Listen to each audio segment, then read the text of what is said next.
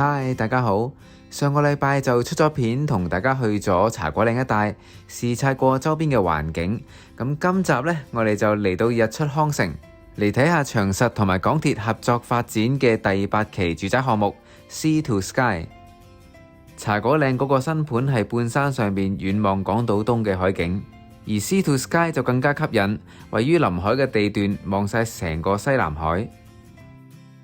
近排有好多海景新盤開賣，如果你唔想錯過任何一個新盤嘅消息，亦都想緊貼樓市資訊嘅話呢，就請訂閱克羅米 Channel， 俾個 like 支持一下，同埋 share 俾你個 friend。嚟緊我會帶大家逐一去睇嘅。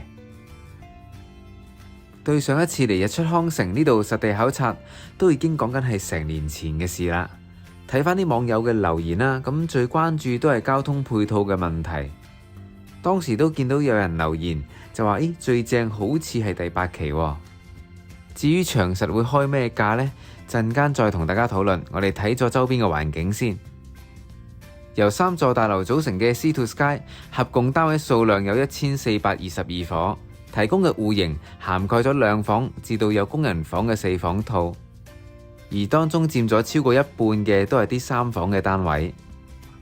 早喺今年嘅年頭已經批出咗預售樓花嘅同意書，咁受住疫情嘅影響啦，好多發展商呢都唔敢貿然開賣嘅，最驚就係開錯價，一滯銷嘅話呢，就即時變咗貨尾單位。睇翻今年成個一手市場嘅銷售策略，最大嘅轉捩點就一定係會德豐喺3月份嘅時候開賣今年第一個新盤 Ocean Marine， 第一張價單平住成個日出康城，令到首日開賣208個單位呢，即日就賣出咗超過90%，為呢個新盤嘅市場打咗一支強心針。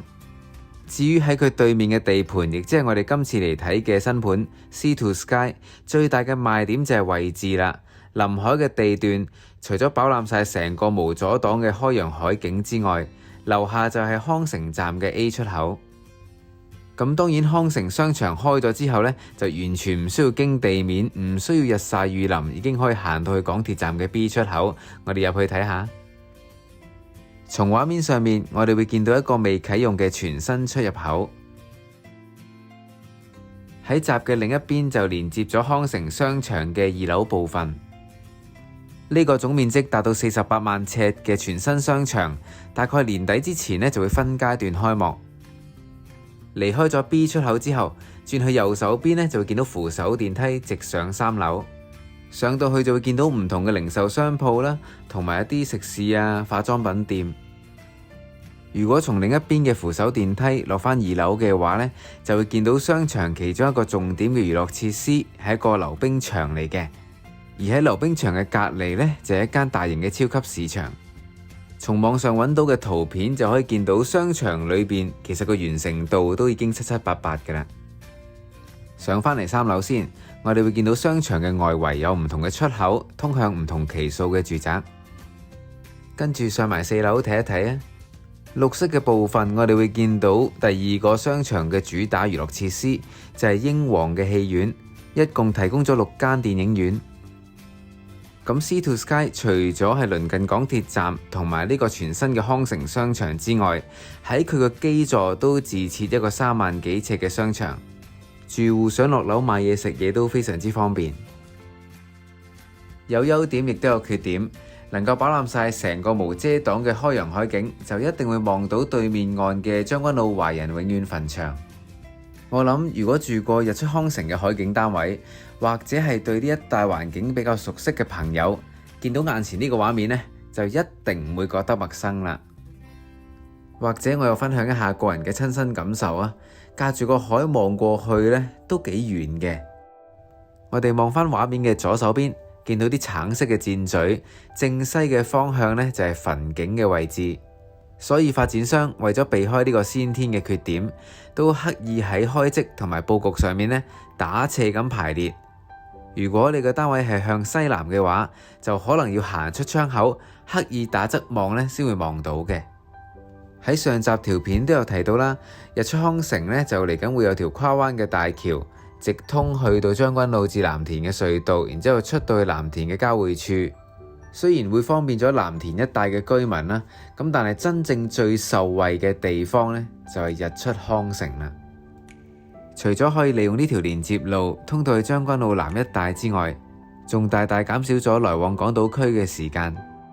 從畫面上面可以見到成個工程都進行得如火如荼，希望可以如期喺2年後通車。到時由日出康城呢度來往港島東或者東九龍一帶都唔需要再塞將軍澳隧道啦。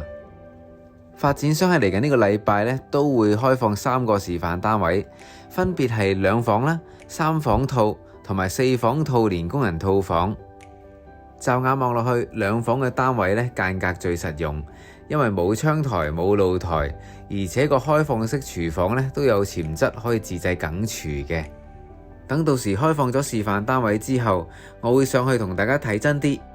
參考翻日出康城唔同期數嘅麵粉價，對照翻佢哋首批價單嘅平均尺價，